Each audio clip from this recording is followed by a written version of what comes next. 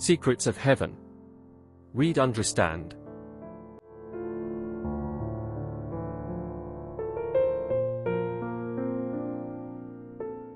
Mwambie Mungu, sema nami. Karibu kwa maombi. Karibu kwa maombi, dakika fulani pale. Mwambie Mungu, nahitaji kusikia neema yako.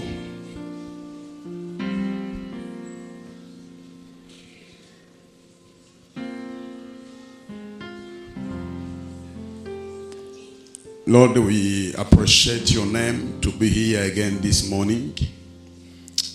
And I'm sure when I know that we are with us, come to give us the bread of life in the mighty name of Jesus. No one can be like you.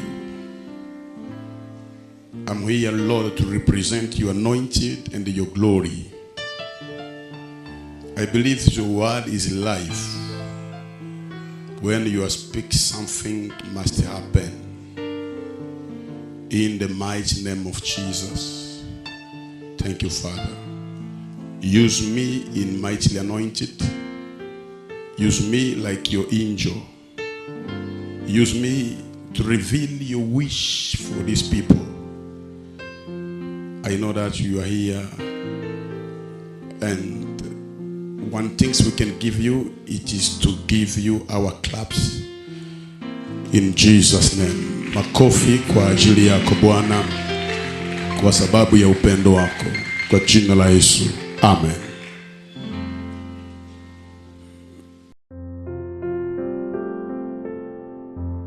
Secrets of Heaven. Read, understand.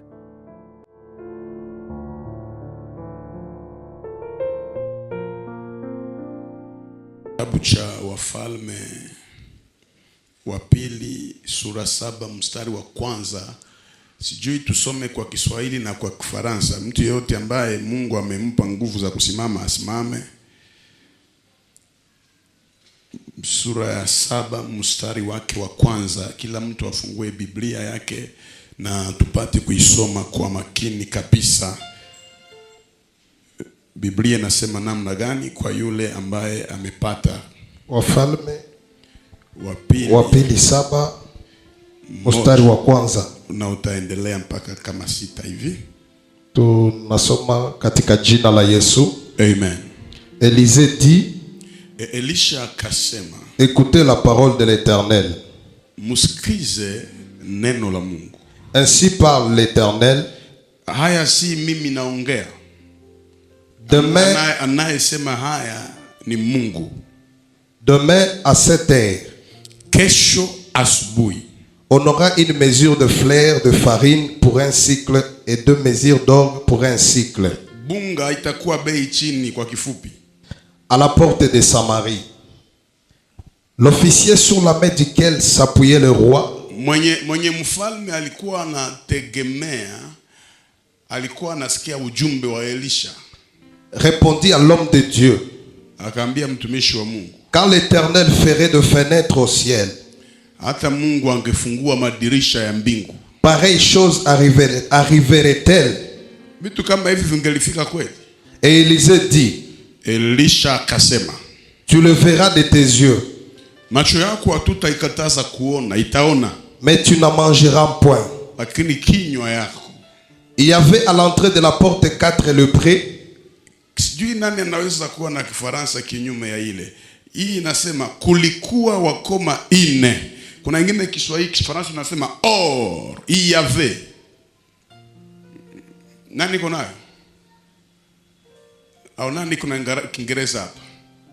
Sawa, endelesha ile tu, tutaifasiria vizuri. Il y avait à l'entrée de la porte 4 lepreux qui se dirent l'un à l'autre, quoi, resterons-nous ici jusqu'à ce que nous mourions? Kwa nini tubaki hapa mpaka tukufe? Si nous songeons à entrer dans la ville, tukiingia mjini, la famine est dans la ville, njala iko, et nous y mourrons. Kufa tutakufa. Et si nous restons ici, tukibaki hapa, nous mourrons également. Tutakufa pia. Allons-nous jeter dans les camps des Syriens? Twende kuwasuria. S'ils nous laissent vivre, bakitaka watuue, nous vivrons. Et s'ils nous font mourir, kama watatuua au tutaishi, nous mourrons. no problem. Ils partirent donc au crépuscule pour se rendre au camp des Syriens. Et lorsqu'ils furent arrivés à l'entrée du camp des Syriens, voici, il n'y avait personne. Le Seigneur avait fait entendre dans les camps des Syriens un bruit de chars et un bruit de chevaux, le bruit d'une grande armée. Amen. Amen. Secrets of Heaven. Read, understand. Tulikuwa tunafundisha somo inasema juu ya deuxième décès de Lazare, kufa kwa Lazaro mara ya pili. Na ile somo imetupeleka kwa vitu vingi sana, kile kiasi kwamba tukamwelewa Mungu kupunguza kiburi maishani mwetu, na ikatupatia nguvu za kuomba, tukapanda kiimani. Na pia kuna watu wameona miujiza live. Na tulikuwa tunaongea juu ya surnaturel. Dimanche tulifundisha juu ya les fils de surnaturel. Leo tunaenda kufundisha somo linalosema les combats de surnaturel. Msalimie ndugu yako kwamba kuna vita ambavyo viko vya kawaida. Ni hii tunakwenda kufungua kwa madakika fulani, kisha tunafanya maombezi makubwa. Biblia inatuambia vizuri kuhusu mji wa Samaria.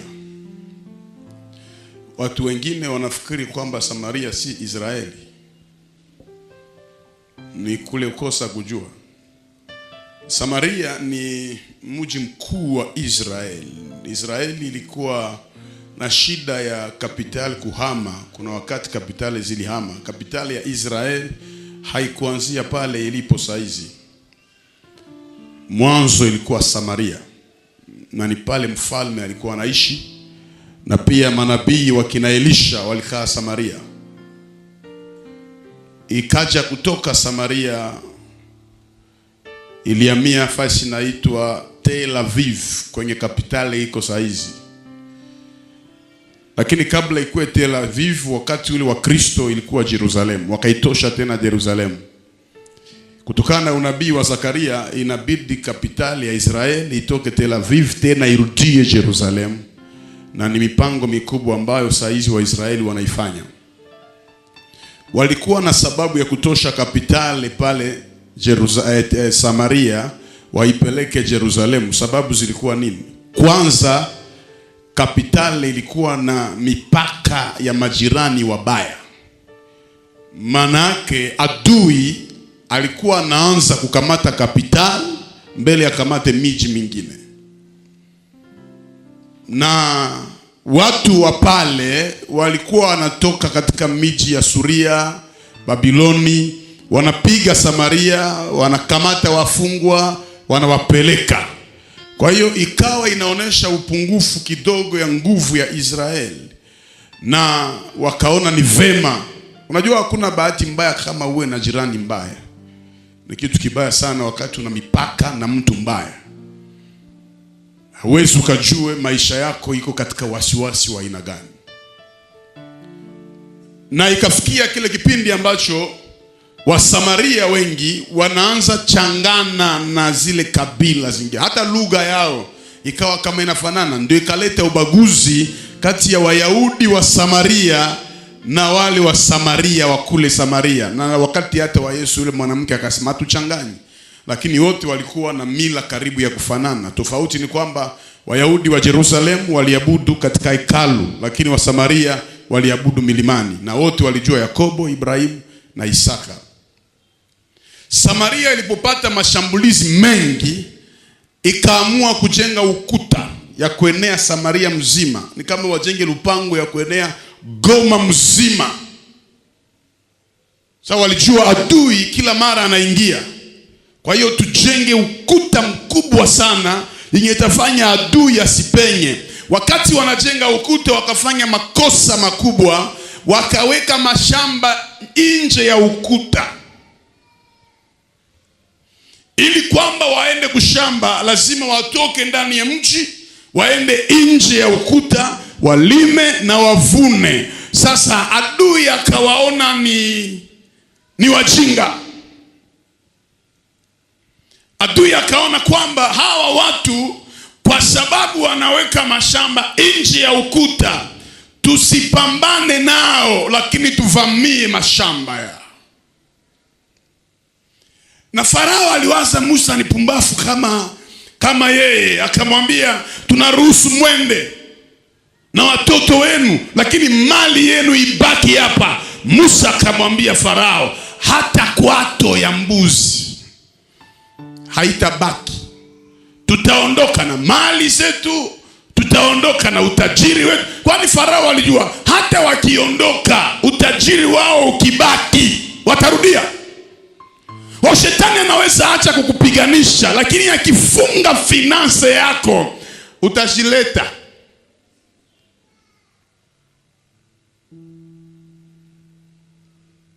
Kama Mungu anapatia Wakristo pesa, si kwa sababu ya anasa, si kwa sababu wajioneshe.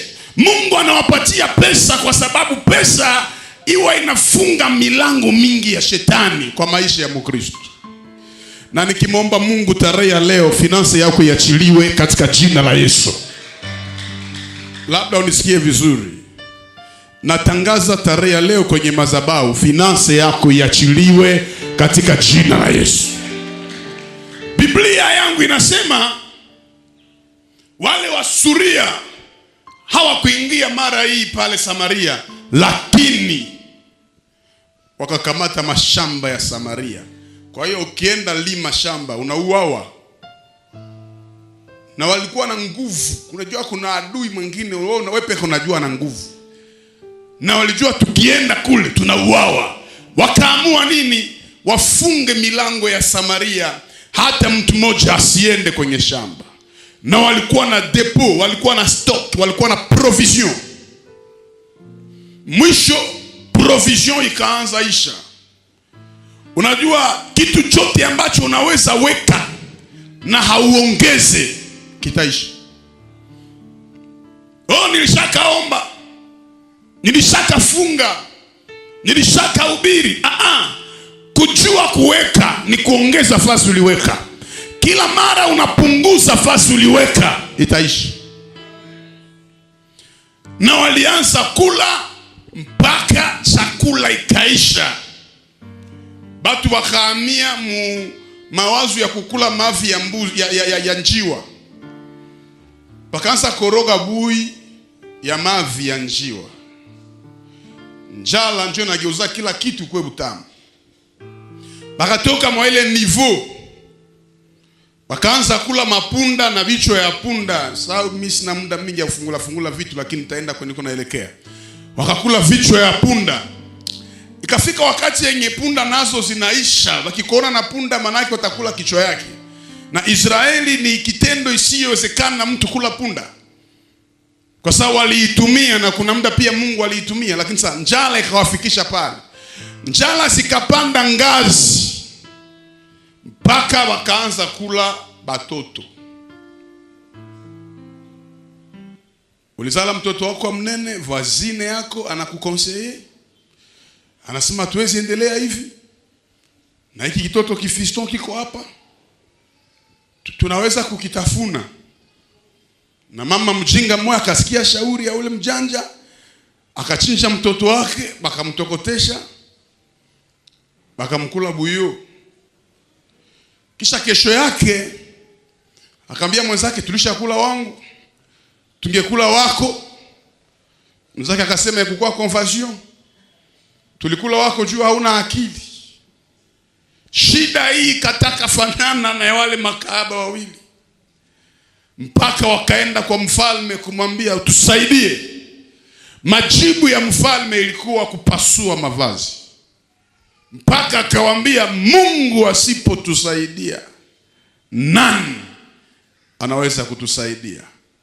Na njala ikaendelea kuvuma Samaria, na ilikuwa njaa ya miaka 3.5. Katika hii njaa Israeli ilikuwa na wagonjwa. Kuna magonjwa yalikuwa inapiga mara mingi Israeli, na yale magonjwa mara mingi kulikuwa za pigo. Kulikuwa magonjwa inaitwa upele, kwa bawasiri, kujikuna, homa kali, na magonjwa mabaya zaidi kwao ilikuwa magonjwa ya ukoma. Ukoma ni mbaya kuliko ukimwi, mbaya kushinda TB, kwa sababu ukoma ndio magonjwa ya kwanza ambayo haiambukie kwa sababu ulizini na mtu. Inaambukia tu kwa sababu mlisalimiana. Ukikaa na mtu inakukamata, na inaanza kidogo kama kitu kadogo tu, kisha iko na vimba. Ikisha komaa kama iko kwa hii mkono, inaua mkono meuko na bakia mzima. Hata wanakupiga shindano hapa hautasikia. Ikikomaa siku za kutosha, ukoma inakufika kiasi ambapo uko unatembea mnjia, unarudia na vidole 4 na ulienda na 3 na 5. Manake ilikuwa na nguvu ya kuozesha na kukata. Israeli ikaamua kujitenga na wakoma, yani wawajengee kwao, wasiishi nao. Iko tabia inaweza anza pole pole ndani ya mtu, unajifanyia tabia, unaanguka mara ya kwanza ndani ya zambi, unanyamaza kimya, mara ya pili, kisha inaanza inakomaa mpaka inafika wakati yenye hautaikalaka na watu tena, yenyewe inaanza kutengana, inaanza uwa masikio isisikie. Israeli ilikuwa na hii shida na wakawatenga wakoma. Na unajua hakuna kitu kibaya kama vile kutengwa na wengine. Najua mhubiri mmoja mzuri sana duniani alitengwa na watu wote na ikamfanya kuwa mbaya zaidi. Unajua mtu mwenye aliumia moyo anaweza kuwa anaumiza pia wengine. Attention na mtu mwenye kuna blessure intérieure. Wale wakoma kule wanakaa, kwanza walisibiri loi ya rejet, kufukuzwa, kataliwa. Cha pili, waliishi dependance. Manake wao wanapashwa letewa chakula, na ile chakula walete mwenye anakia nayo anaiacha quelque part, njoo anawaambia mkuye, kisha anakimbia kwa mbali, juu anayua akibakia pale ukoma itamwambukia. Mjini isipoleta chakula hawatakula chakula. Yani waliishi dependance, na hakuna maisha mabaya kama yale ya kutegemea fulani anipe ili kwamba nikule, anipe ili kwamba nivale, anipe. Na wale wakoma hawakukuwa na project ingine isipokuwa kujua kufa watakufa, kwa sababu ukoma haikuwa na dawa isipokuwa Mungu mwenyewe. Haikuwa na dawa kusema huyu alishitunza hiki. Na wakatenga wale wakoma.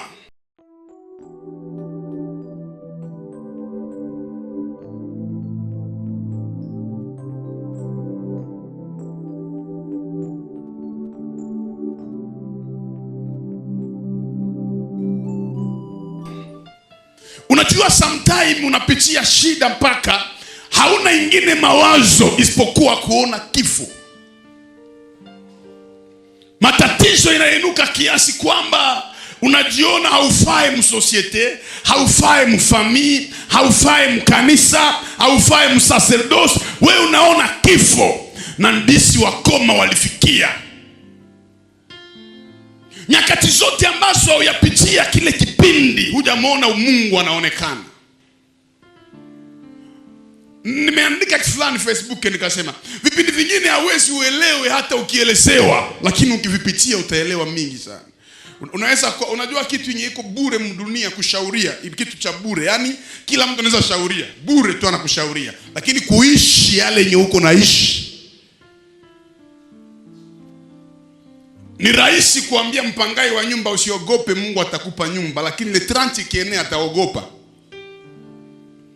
Ni rahisi kumwambia mwanamke mwenye azae ushazala kiroho, Mungu anakuiwa. Ni rahisi, lakini matusi ya nyumba ikianza, machozi natoka. Ni rahisi kumwambia binti mwenye hajaolewa Yesu ni bwana harusi, lakini anapokuwa mwenyewe kwenye chumba chake maulizo yanakuwa mengi. Sasa kuna watu wanaishi hana projet, hana mawazo, anasubiri kufa. Ndivyo wakoma maisha yao ilikuwa. Yaani hawezi kumwambia wewe utaoa, wewe utajenga. Yeye anakuambia haujui shida mimi nakuwaka nayo, nasubiri kufa. Nakuja kumwambia mtu mwenye hana projet, hana maono kwa sababu ya matatizo yenye uko nayo. Wewe huna maono, lakini Mungu ana maono kwa ajili yako. Wewe unachoka, lakini Mungu ataianzisha kazi kwa ajili yako. Hata uwe mkoma, maskini, una mama, una baba, kama pumzi ingali ndani yako, tumaini liko. Na wakoma waliishi maisha ya dependence.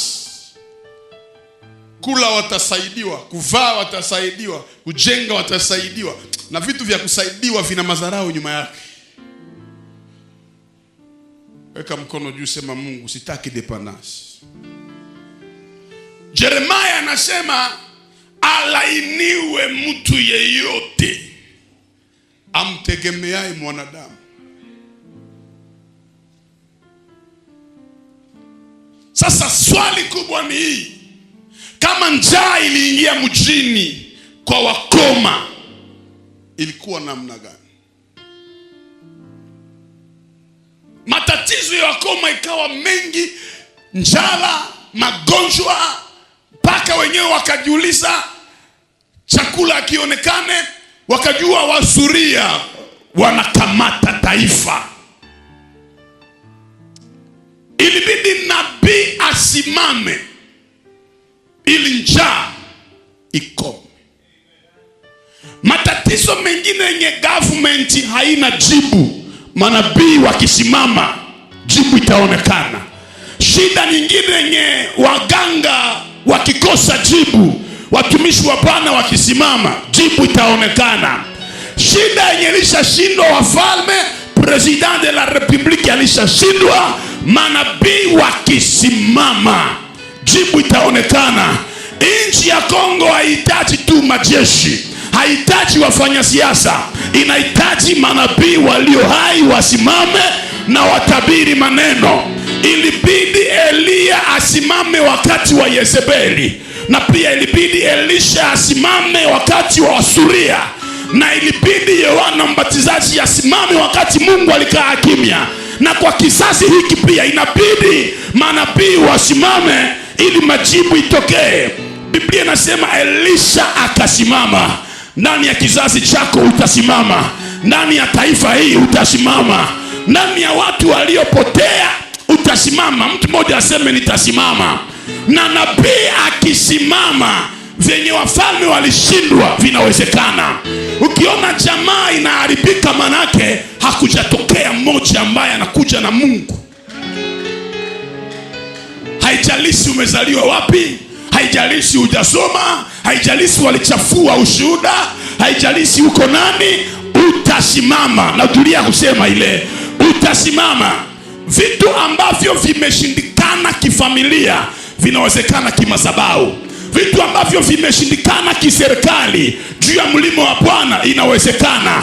Labda unapitia shida kama Samaria ya njaa, asubuhi ya leo nasimama kutabiri mwisho ya mateso yale. Labda unapitia mazito kama Samaria, nasimama kutabiri. Mtu mmoja yuko hapa aseme amen. Tena sikia unabii wa Elisha anasema, kesho muda kama hii unga itauzwa kwa bei chini. Hakutabiri kiakili, alitabiri kiimani. Kwa maana juu unga iuzwe, manake miogo ipandwe, kisha ikomae, kisha miaka iongezeke. Sasa yeye hakuona shamba, hakuona kupanda miogo, aliona resulta ya miogo. Sitaona fiansaye yako, ndaona mariage yako. Sitaona parcele yako, ndaona nyumba yako. Sitaona visa yako, ndaona voyage yako. Sitaona esheke yako, ndaona reisite yako. Manabii hawatabiri juu vitu vinawezekana. Manabii wanatabiri kwa sababu Mungu anaweza yote. Mtu mmoja kwa hapa aseme amen.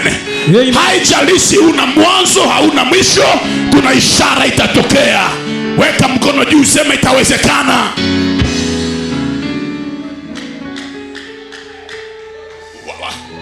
Watu wengine wanasema hii imani yako ni kama hauko sawa.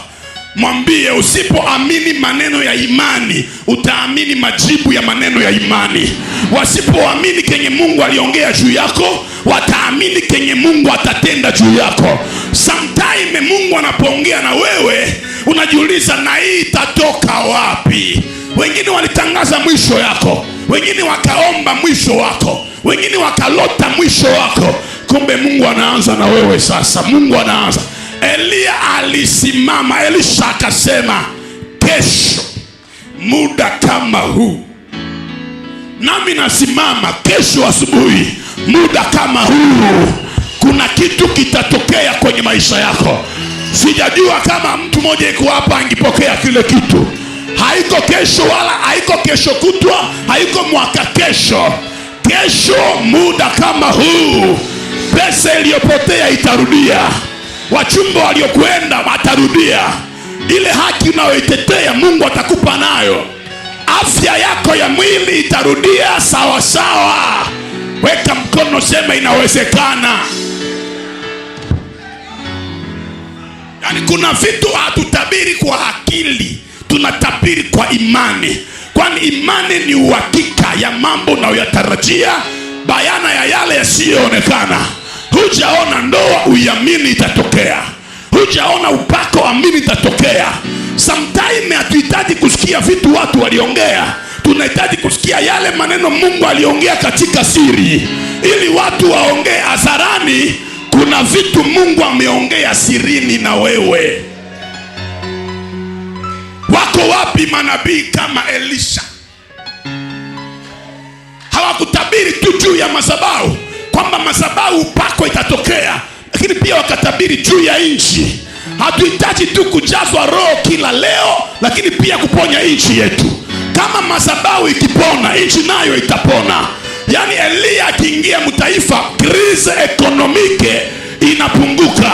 Natabiri tarehe ya leo, katika magumu ya Kongo, kwa kinywa changu kama nabii, Mungu aikaushe katika jina la Yesu. Tutoshe wapi vizazi vya Elisha? Ukipanda ngazi kibiblia kidogo, baba yake na Elisha anaitwa Elia. Ni yeye mwanzilishi wa njaa ndani ya Israeli. Alitabiri miaka 3.5 mvula hainyeshe, njaa ikaingia. Mtoto wake akizaliwa anatia korije erere ya baba yake, kuliko atabiri njaa analeta chakula. Watu kama hawa ndio wanahitajika. Biblia yangu inasema, Elisha anasema kesho muda kama huu, Yes. unga itanunuliwa kwa bei chini. Angalia kule kamanda wa jeshi akaweka mikono juu, akamwambia Elisha, I know you are true prophet. Najua wewe ni nabii, lakini hata Mungu angefungua madirisha ya mbingu. Ina maana alijua shamba zimevamiwa, hakuna mtu wa kulima. Kama Mungu angefungua madirisha, hii neno haitatokea. Elisha akamwambia, macho yako itaona, lakini kula. Tujiulize hivi, kwa nini Elisha atabiri mbele ya jemadari, asitabiri mbele ya waombaji? Kwani Elisha alijua nikitabiri mbele ya jemadari atakamata neno, ataingia ndani ya vita na atakuwa na ushindi. Lakini ye mwenye alipashwa pigana akazarau neno. Mungu akasema kiroho, kama yeye anakatala kupigana, nitatumia wakoma ambao hawajasoma. Inawezekana opportunity ikue yako uikatale, Mungu anaipatia mtu mwingine. Kwani maandiko nasema, neno la Mungu likisemwa halirudi bure. Kama wewe hautasimama, Mungu akutumie, atatumia watu wadhaifu ambao hawafae, wale ambao hawaenee. Aseme baada ya kudharau neno, basi wakoma 4 wakasema tukikaa hapa tutakufa. Kwa nini wanasema ile siku nabii alitabiri. Manake neno ilitoka mumugini ikaenda lokalize wakoma kwenye wako, ikavaa wakoma mpaka wenyewe wakasema tukikaa hapa tutakufa. Tukienda mjini kuna njaa, twende wapi? Twende mkambi ya Washami. Wakituacha hai tutaishi, wakituua tutakufa, lakini chakula tutapata. Wakoma wanakanyaga chini, hawana nguvu. Kumbe Elisha mwenye alitabiri ana jeshi. Usicheze na mtu mwenye aliitwa na Mungu. Unaweza jua ufupi yake, lakini agano yake uijue. Elisha alitabiri hategemee jeshi ya mfalme wa Samaria, anategemea jeshi ni baba yake Elia alimwachiaka. Kwani aliona magari ya moto, akaona farasi ya moto. Elia hakupandaka nayo, vyote vilibaki kwa Elisha. Sasa kama ule kakida atakataa kupigana, jeshi ya Elisha itaingia kwenye mapambano. Let me prophesy this morning. Adui yako anayekufuata, kuna jeshi tapigana naye. Aitike wala akatae, kuna vikosi Mungu anaviandaa. Amen. Biblia yangu inasema wakoma wakaanza kanyaga. Kenye Mungu anangoya haiko kunungunika mwele magumu yako, anasubiri hatua moja tu. Ukifanya moja, Mungu ataongeza nguvu zake. Wakati wakoma wako na kanyaga katika jeshi ya Wasuria, wakaambiana hatujawahi kusikia silaha kama hizi. Inawezekana mfalme wa Israel amekodisha. Usiogope mpango ulio nao, utafanyikiwa katika Bwana. Amen. Nakuja kuambia mtu mmoja, we anza tu. Yes. Hata kama mpango wako hauna mwanzo, hauna mwisho, anza tu. Utakapoanza, Mungu atathibitisha mengine. Amen. Biblia yangu inasema Washami wakakimbia bila kulaga. Wako wachawi watakimbia kanisa bila kulaga. Wako wachawi watakimbia kartie yako bila kulaga. Wako watu watakuacha bila kulaga, kwa sababu nguvu zako hazitakuwa na mfano wake. Mtu mmoja yuko hapo aseme amen. Washami wakaingia katika kambi. Maadui wakasema kuna milio tunasikia hatujawahi kuisikia. Le combat de Sirnasirel. Ya kuna vita vingine ambavyo haviko vya kawaida. We haupiganaki unafunga hako mikono, lakini Mungu iko na kupigania. We haulogake, we hauko Freemason, lakini upako iko natembea juu ya maisha yako. Mulozi ndio mwenye na kuiwaka vizuri. Kuna wengine wanazani na wewe uko mchawi, kwa maana vita vyako si vya kawaida. Weka mkono juu, sema le combat de surnaturel existe. Le combat de surnaturel existe. Mtu mmoja aseme amen. Habana epe, habana mpanga, lakini migulu ya watu wasiokuwa na nguvu Mungu anaiamplifie. Usikale mwa ile maisha, fanya hatua. Usikale mu deception, fanya hatua. Usikale mu maanguko, ishi unafiki, fanya hatua. Watu wanajua ile historia, lakini Mungu atajenga ingine. Wao waliamua kusema hapa hatukae. Mtu anakufiaka kwenye chakula iko, hakuna mtu aseme amen. Tukienda kuwashami kuna njaa, iko makanisa mengine haina chakula. Huna sababu ya kwenda kule, hakuna uzima. Wende kufia kwenye chakula chiko. Na acha nikwambie, kama kwenye chakula iko hakuna mauti, kuko uzima.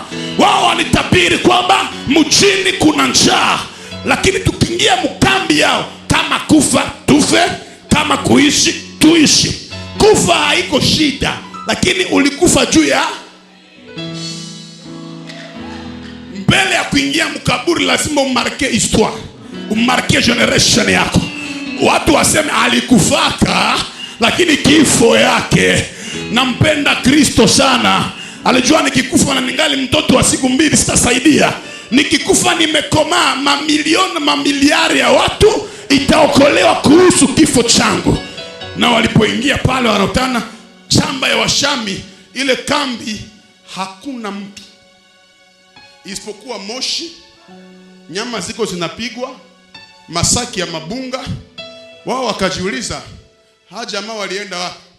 Mmoja akasema, kabla tuulize nitakula kwanza, kwa sababu njala yenye niko nayo hainiruhusu kuuliza.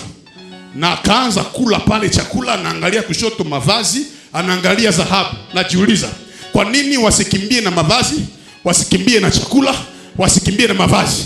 Parce que ce qui était pour toi restera toujours pour toi. Kama kuna mtu mwenye alikamataka haki yako, atakimbia na taiacha asubuhi ya leo. Mungu atamupa pression paka sababu manguo wakoma wakaikala. Sawa alishiba. Moja akambia wenzake, tulisha shiba ndio, lakini mji kuna njaa. Sasa hatuwezi kaa hapa, na leo ni siku ya habari njema. Moja akasema haturuhusiwe kuingia mjini kwa sababu ya ukoma. Mwingine akasema watakapoona mkate mu mikono yetu wataacha njia wenyewe, hata kama haturuhusiwe. Inakuja wakati mwenye alikuwa na dependre na watu batadependre na weye. Inakuja muda mtu mwenye alikataliwa atakubaliwa. Inakuja wakati ambapo mtu mwenye alitengwa ataleta habari njema. Jamaa ilikutenga, lakini juu ya mkate wa uzima ambao ni neno, utaingia mahali ambapo hautaingiaka. Na wakoma wanakuwa na mkate, hawataishia kubariere, hawataishia mafamilia yao, wataingia kwa roho hata kama wastahili, kwa sababu Mungu alete mkate mu maisha yako. Neno la Mungu maisha yako litakupeleka kwenye augi ingiaka, litakuingiza kwenye augi ingiaka. Bible yangu inasema wakati wanakula wakasema tunaenda mjini, tulisha shiba. Usizarau mtu leo shuko namsaidia, labda kesho karte itashanger. Hata dependre tena na wewe, lakini wewe utadependre. Ule mama mwenye alikusomeshaka utamuuzia nyumba. Yule mtu mwenye alikusaidia utamuweka siku moja. Maisha ya kiroho, hakuna mtu mwana metrize maisha ya mwingine. Hakuna mwenye iko na experience ya kutosha. Usisifanye kujua sana maisha ya mtu. Anayejua kwa mwisho ni Mungu. Kabla pumuzi zingali ndani yako, yote banafika kubariere. Basoda wanaambia, "Munatoka wapi?" Banaambia basoda, tunamaliza vita. Tunapigana. Mwemu malize vita. Na hii migulu ya ukoma. Banaambia soda, uko naongea mingi na uko njala. Kula kwanza, tutaendelesha kuongea. Soda anasema, njia iko hapa, mnaweza pita tu, kwa sababu ile vitu mlipigana. Wanasema hatuna explication. Iko le combat de.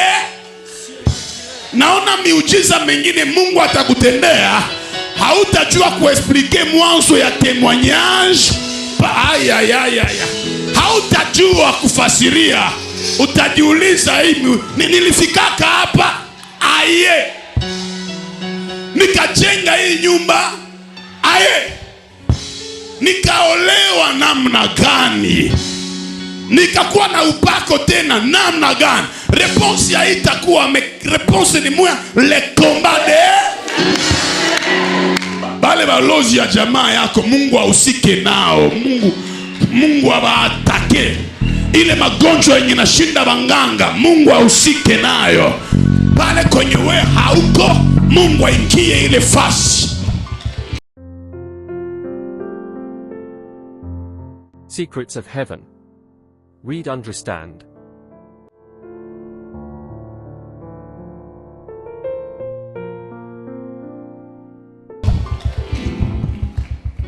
Soda anasema sasa manake inakuwa nini? Wanasema hapana, tulishafukuza washami. Shi tunawafukuza. Siku Mungu atajipatia victoire, hajipatia yake victoire kwa homme fort. Siku Mungu atajipatia victoire, hajipatia yake victoire kwa homme fort. Mungu anajipatia yake victoire kwa watu wasaifu. Parce que homme fort akileta victoire, bataona armement yake, wataona puissance yake. Mais homme faible akileta victoire, bataona grandeur ya Mungu peke yake. Sauli alikuwa géant comme Goliath. Sauli hawezi ua Goliath, utukufu utamurudilia. Lakini Daudi akiua Goliath, usijizarau mwa ile mafaiblesse, mwa ile kutokusoma, mwa ile ufupi, mwa ile kuzaraulika.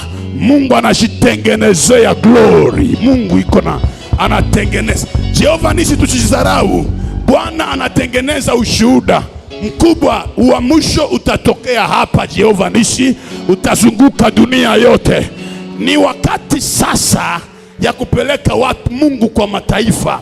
Watu wasikie harufu ya Mungu kwenye maisha yako, na watasema unalogaka, unawaambia iko resulta ya komba ya supernatural power in your business. Katika utajiri na kazi zako utaanza tu ongezeka tu hivi. Watu wanauliza, wewe ulienda kuzimu? Na waambia this is supernatural power. Wanasema mbona unafanya mariage na hatukujuaka fiancé? Probleme haiko kujua fiancé, probleme ni resulta ya mariage. Mtu mmoja yuko hapa angelisema amen zaidi ya jirani yake. Amen.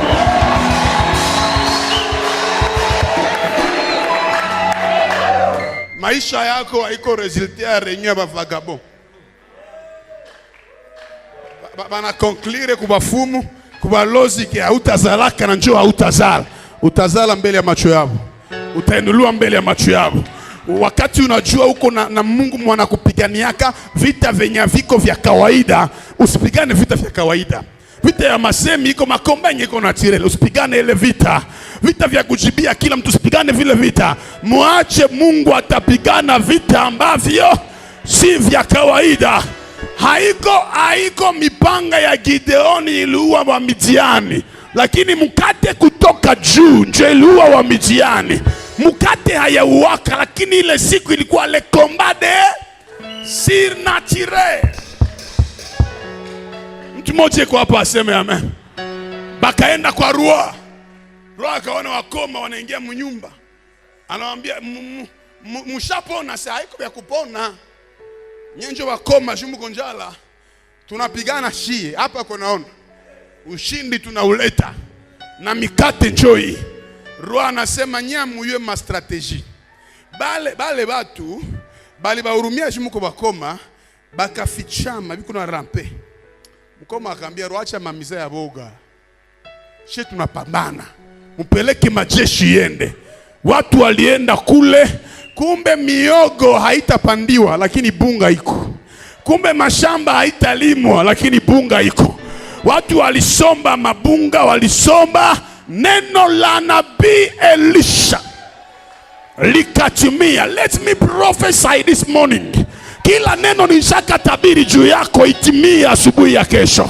Hata kama hujui itatokea wapi, itimie asubuhi ya kesho. Hii juma itakuwa ya miujiza. Lendi Mungu atakuconnecte na grand homme. Mardi finance yako itafunguliwa. Mercredi anointing yako itafunguliwa. Jeudi uponyaji tengia kwa maisha yako. Vendredi utaperce. Samedi utatémoigner. Dimanche utalouer. Neno ya nabii haikufe. Hata nabii akifa, neno ya nabii inaishi. Na Bible yangu inasema yule akida aliona, lakini watu wakamusaga. Silaha zilishindwa muua miaka, lakini miguu ikamusaga.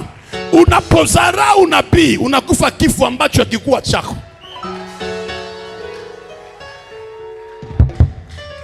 Nani yupo hapa mwenye anaamini neno ya unabii? Nani anaamini puissance ya declaration? Nani anaamini puissance ya declaration? Let me declare this morning, natabiri asubuhi ya leo. Pesa hautaitafuta sana, lakini ayo itakutafuta. Natabiri asubuhi ya leo, upako wako ukupeleke viwango vingine vya juu, mpaka wende mipaka tena zaidi ya mipaka. Natabiri asubuhi ya leo, uponyaji ingie mwili yako bila operation. Natabiri asubuhi ya leo, maadui wako waliokukanyaga kanyaga kukusarau wakusalimu kwa heshima. Na tabiri asubuhi ya leo, watu watakaomaliza vizuri kwenda mbinguni uwe ndani yao. Na tabiri asubuhi ya leo, mwisho ya mateso na ziki ya Kongo. Na tabiri asubuhi ya leo, mwisho ya njaa ya jamaa yako. Kama Elisha alimaliza njaa ya nchi, nami natabiri kumaliza njaa ya Afrika mzima. Njaa ya jamaa yako itaisha. Kama kuna matajiri wanaandaliwa kuonekana Goma, watokee Jehova Nisi. Kama kuna wahubiri watahubiri mataifa, watokee Jehova Nisi.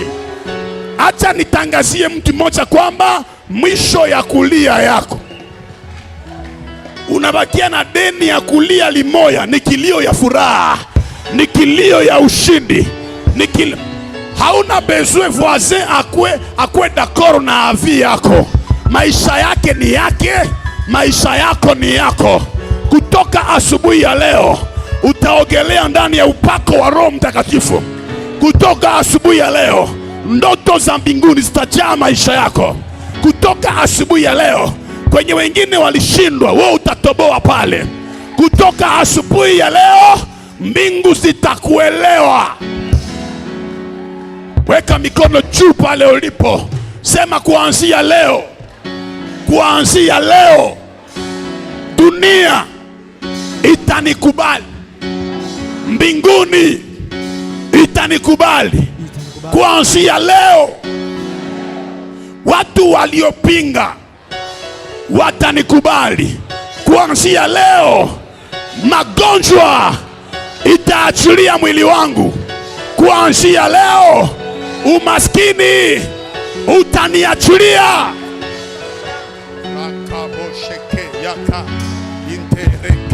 Yolele, yolele, yolele, Zambe abasakoli.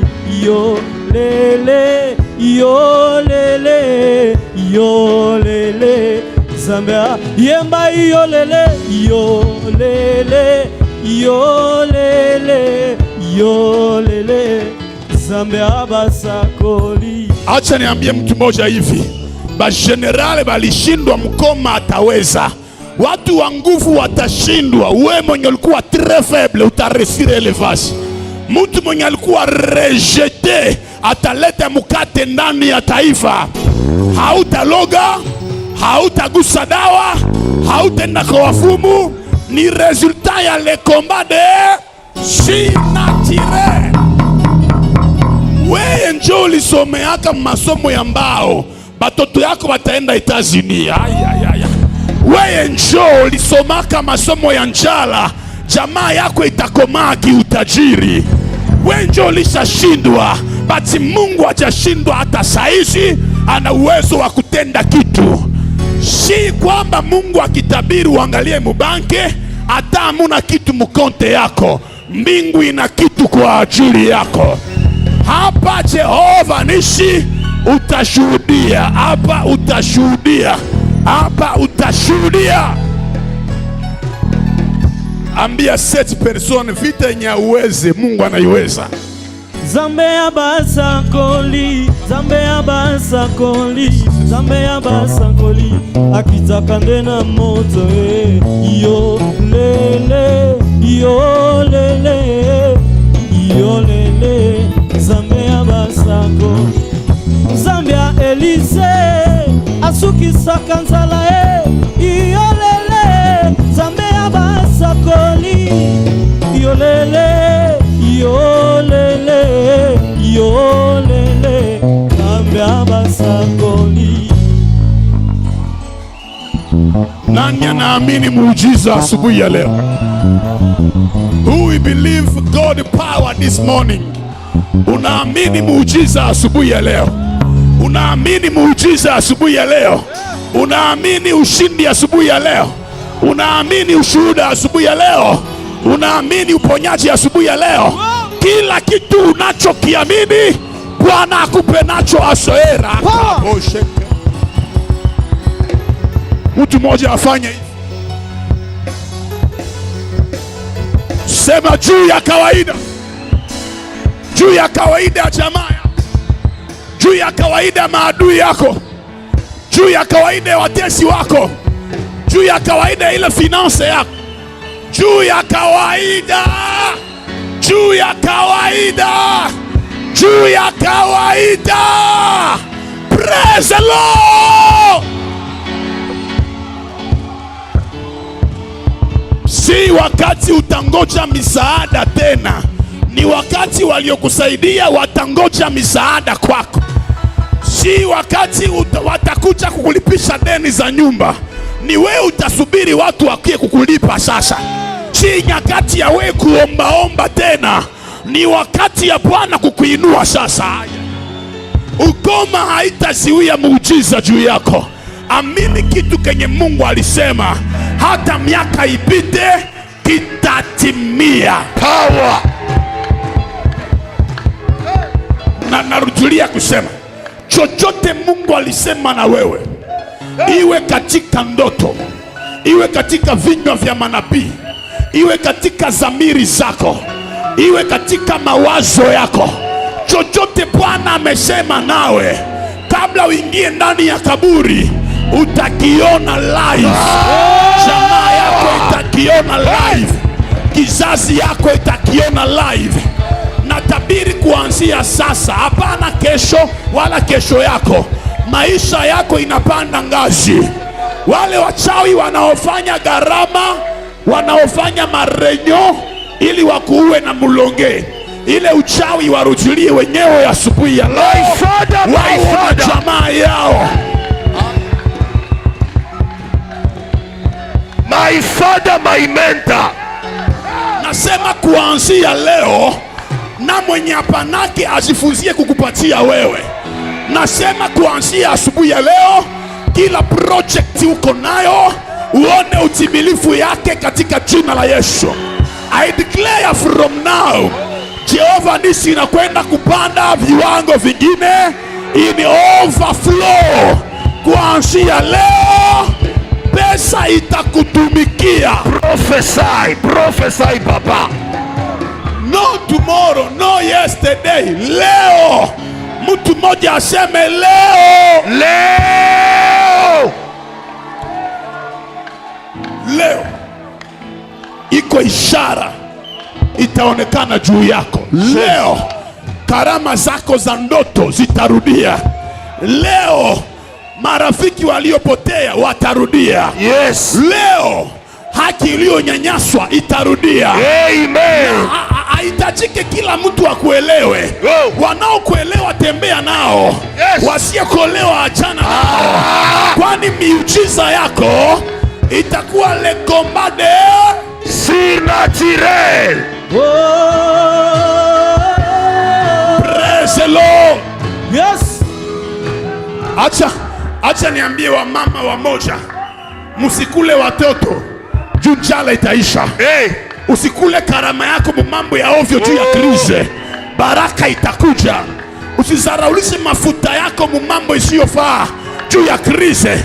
Musiwe mapunda, mkiua mapunda nini itasomba bunga sasa takia mgini. Punda zibaki zisikuliwe. Hata mateso ikiongezeka, baraka za Mungu zitakuja. Oh yes, oh yes. Matatizo ni kwamba watu wanafikiri mwisho yao ndio mwisho ya Bwana. Aliyekuleta Jehova Nisi, Mungu atakujibia hapa Jehova Nisi. Oh yes. Sijue mtu mmoja iko hapa ananisikia. Hautaelezea maadui yako kama uko na Mungu, hawatakusikia. Kenye Mungu atafanya juu yako kitaongea.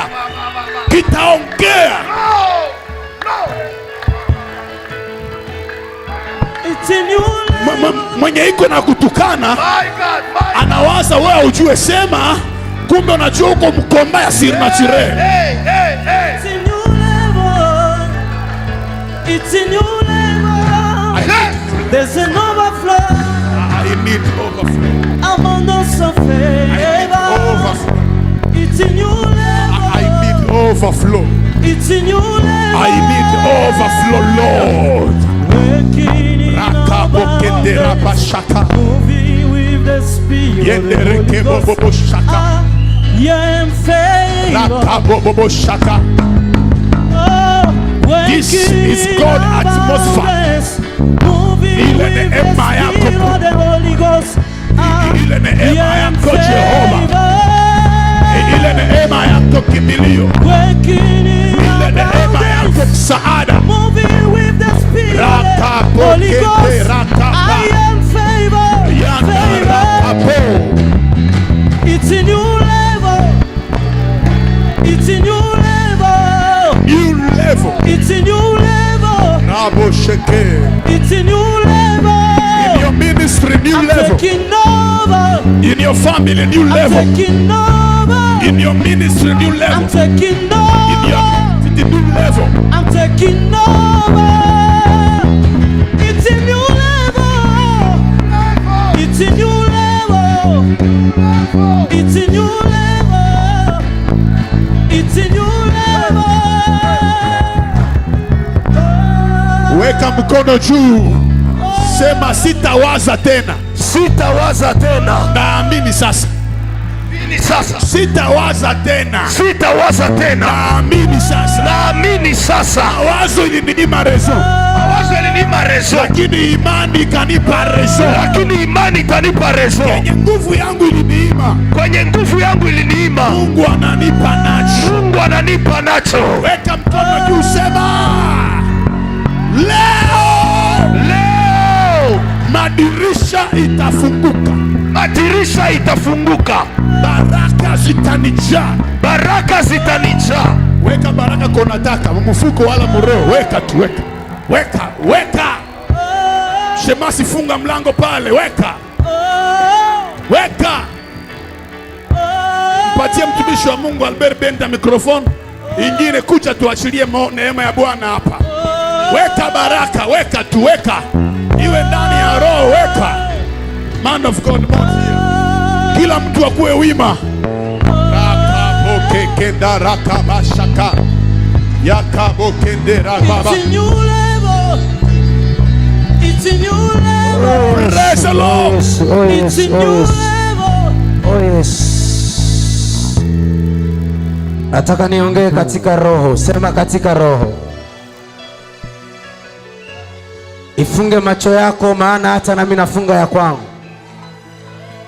Sikuruhusu muone mtu. Ifunge macho yako. Haijalishi kwenye unageukia, lakini ifunge. Ifunge. Ifunge. Napopewa mic nasikia sauti ya Mungu ananiambia nikokote vitu vimoya vishukie watu. Ifunge macho yako, sema naenda katika roho. Naenda katika roho. Sema naenda katika roho. Haujanielewa. Nisikie nikwambia hivi. Wale wakoma walikuwa pale, lakini hawangelienda kwenye kambi ile, hawangelivipata. Sema naenda katika roho. Sema naenda katika roho. Kule kukokota heshima yangu, kuleta muujiza yangu, kuleta baraka zangu, kuleta mafanikio yangu. Mikono yako hivi juu, kifunga macho, kifunga macho, kifunga macho. Sikia ni hesabu hiki tu. Moja. Sasa vitu vya tunataka kokota hapa, bikikuwa uzito mamoya bataanguka chini. Utasikia kinakusukuma kile kinyo nataka kokota. Utasikia kinakurusha juu. Sijua ni nini, sijua ni nini. Mie nataka nikokote upako sio wa kawaida. Wewe kokota mariage sio ya kawaida. Jovanisi tukokote heshima sio kawaida. Moja, mbili, ona. Tatu, sema nakokota. Ya. Joila kule. Kokotayo. Rabro sekede. Laisi weneske for la pride. Idwene gese for peplid. Why tutumele loske for wala broids. Kokota ile uponyaji.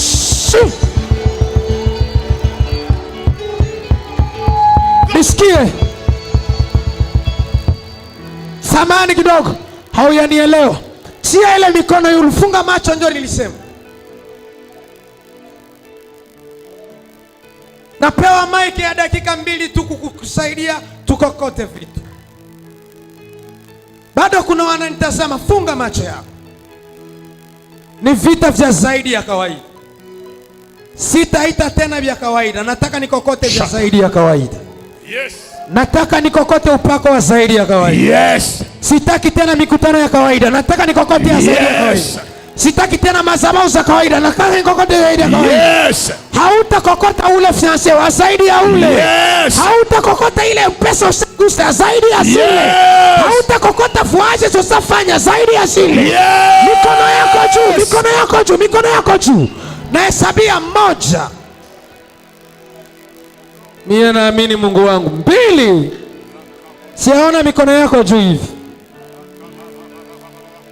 Kenye utakokota kikikushinda miaka yako uzito, utasikia kinakurusha. Wengine kitawatetemesha. Wengine kitawapa lugha. Kama ni magonjwa itaanza toka. Praise the Lord. Samahani mtume, naomba unishike mkono hivi. Praise the Lord. Tushikane mkono, kuna kitu tunataka kokota kwenu. Praise the Wenye Lord. kuwa tayari wanapokea, wasiojua kinawapita. 1, 2, 3, sema na kokota. Praise the Lord. Praise the Lord. Kelerebo shikana. Praise the Lord. Nosi wene skipai. Praise the Lord. Nosi fosedei. Praise the Lord. Ile uponyaji tunaikokota. Praise the Lord. Heshima tunaikokota. Praise the Lord. Umoja tunaukokota. Praise the Lord. Upako tunaukokota. Praise the Lord. Mafanikio tunaikokota. Praise the Lord. Ishara tunasikokota. Praise the Lord. Muujiza wa kesho tunaukokota. Praise the Lord. Ionekane.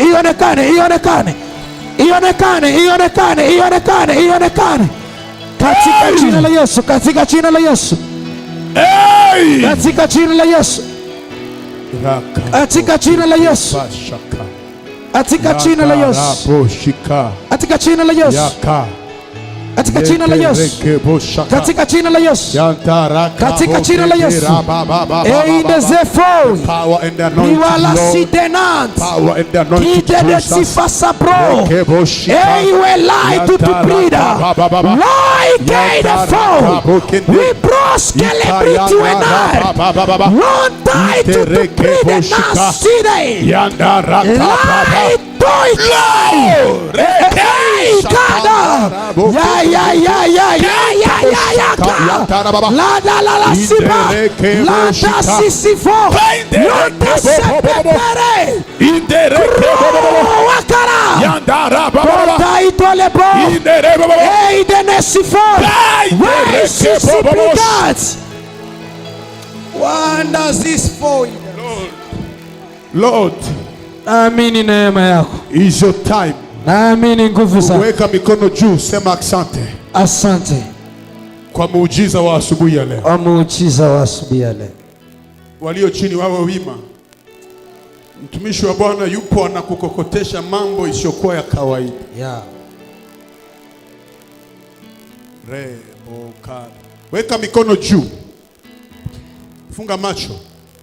Vile mlivyovikokota, mashemasi ingia kwa mkutano. Funga macho. Vile mlivyovikokota kwa dakika 3. Kaa kimya tu. Mikono juu. Vile venye ulikokota kwa dakika 3. Yes. Unaanza visikia. Upande hii mashemasi kuja ingia. Kaa kimya. Hata nyuma kule mlipo. Vile ulivyovikokota. Vinaanza ingia. Nasema iweni makini kwa sababu neema zinazingia. Ndio. Aliwaambia karama mnazikokota. Baraka ulizikokota. Ndoa ulizikokota. Sasa zinaanza ingia. Tunakaa kimya sote. Funga macho yako.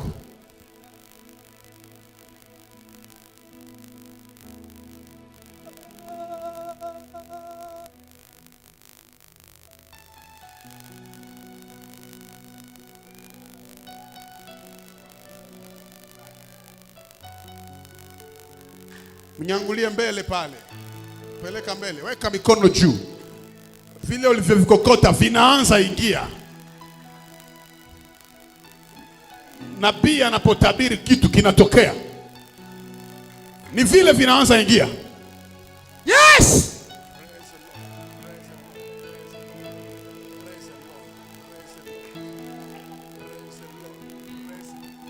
pande ine ya mkutano, nguvu zinaingia. Chochote ulichokiita kinaingia. Naamini neno iliyotoka mkinywa cha mtumishi wa Bwana, na ni muda ambacho inaanza fanya kazi. Yes.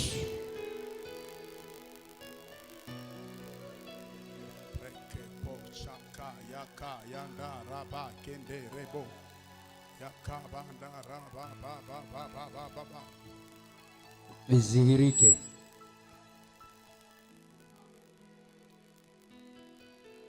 Vizihirike vile vitu.